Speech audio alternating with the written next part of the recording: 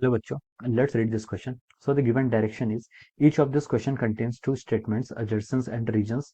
Each of this question also has four alternative choices, only one of which is the correct answer. You have to select one of the codes ABCD given below. A is adjacent is correct, reason is correct, and reason is the correct explanation for adjacent.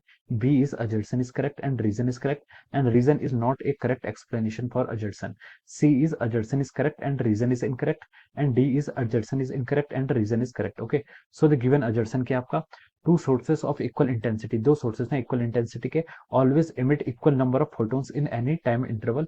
The given reason is two sources of equal intensity may emit equal number of photons in any time interval. Okay, तो चलिए बच्चों अब हम इस question को start करते हैं.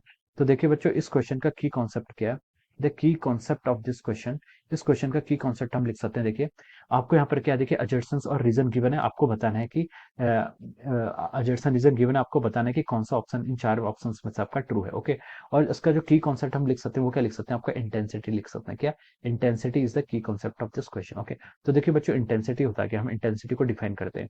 Intensity होता है आपका amount of energy falling per unit area per unit time. क्या होता है, amount of energy falling per unit area per unit time. Okay, अगर देखिए ये आपकी क्या हो जाती है, आपकी इंटेंसिटी कहलाती है. क्या कहलाती है, आपकी इंटेंसिटी कहलाती है. ओके, तो देखिए बच्चों अगर मैं कहूँ इंटेंसिटी या एनर्जी की बात करूं मैं. ओके, एनर्जी को क्या बोल सकता हूँ, आपका पावर इनटू सेकंड. क्या बोल सकते हैं, एनर्जी क्या हो सकता है. देखिए इंटेंसिटी क्या है आपकी, अमाउंट ऑफ एनर्जी, एनर्जी तो है falling per unit area per unit time. अगर मैं पर यूनिट सर्फेस एरिया ले लूँ, अगर आपका सर्फेस एरिया क्या है 1 मीटर स्क्वायर है और टाइम क्या है 1 सेकंड की अगर मैं बात कर रहा हूँ, ठीक है, तो हम बोल सकते हैं कि एनर्जी किसके इक्वल होगी, आपके पावर के इक्वल हो जाएगी. एनर्जी किसके इक्वल होगी, पावर के इक्वल हो जाएगी. ओके, हम क्या बोलेंगे एनर्जी आपके पावर के इक्वल कब होगी, एनर्जी जब आपकी क्या है आपकी 1 सेकंड, 1 सेकंड के केस में हम क्या बोल सकते हैं, एनर्जी और पावर क्या है आपकी एक दूसरे के इक्वल हो जाएगी. ओके, और देखिए आपकी एनर्जी क्या होती है, एनर्जी आपकी सिंगल फोटोन की एनर्जी कितनी होती है पहले आप बताइए, HC by lambda. HC by lambda is the energy associated with a single photon. और हम बोल सकते हैं अगर आपका एक से ज्यादा फोटोन्स है तो उस केस में हम बोल सकते हैं कि एनर्जी कितनी हो जाएगी आपकी एनएचसी बाय लैम्डा के इक्वल हो जाएगी. ओके, तो हम यहाँ से ये भी बोल सकते हैं जो आपकी इंटेंसिटी है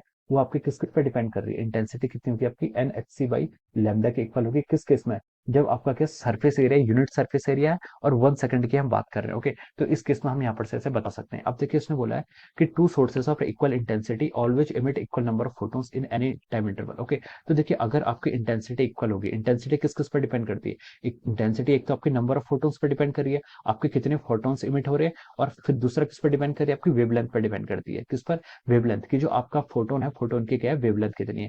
तो इसने बोला है कि अगर दोनों की इंटेंसिटी इक्वल होगी तो it will always emit equal number of photons, तो एन की वैल्यू क्या सेम रहेगी. तो ये ऑप्शन क्या हो जाएगा आपका, जो आपका अजर्सन है, अजर्सन क्या हो जाएगा आपका रॉन्ग हो जाएगा. अजर्सन रॉन्ग क्यों हुआ, क्योंकि जो आपकी इंटेंसिटी है वो आपकी नंबर ऑफ फोटोन्स के साथ साथ आपकी एनर्जी ऑफ फोटोन पर भी क्या करती है, डिपेंड करती है. ओके, तो अजर्सन क्या हो गया, इसके कॉरस्पॉन्डिंग हम बोल सकते हैं कि रॉन्ग हो जाएगा. अजर्सन क्या हो जाएगा यहाँ पर आपका रॉन्ग हो जाएगा. ओके, और सेकंड इसमें रीजन क्या गिवन है इसका, two sources of equal intensity may emit equal number of photons in any time interval. Okay, दो सोर्स है लाइट की जिनकी इंटेंसिटी इक्वल है, वो क्या कर सकते हैं, may emit equal number of photons, equal number of photons emit कर सकते हैं. ओके, तो ये रीजन क्या आपका करेक्ट है. उसने बोला कि मे इमिट, ये नहीं बोला कि मस्ट इमिट या फिर ऑलवेज इमिट. ओके, ये आपका रॉन्ग हो जाता है अदरवाइज. उसने बोला कि may emit equal number of photons. Okay, तो देखिए अगर उनकी वेवलेंथ यानी कि उनकी वेवलेंथ इक्वल होगी तो हम बोल सकते हैं एनर्जी इक्वल होगी.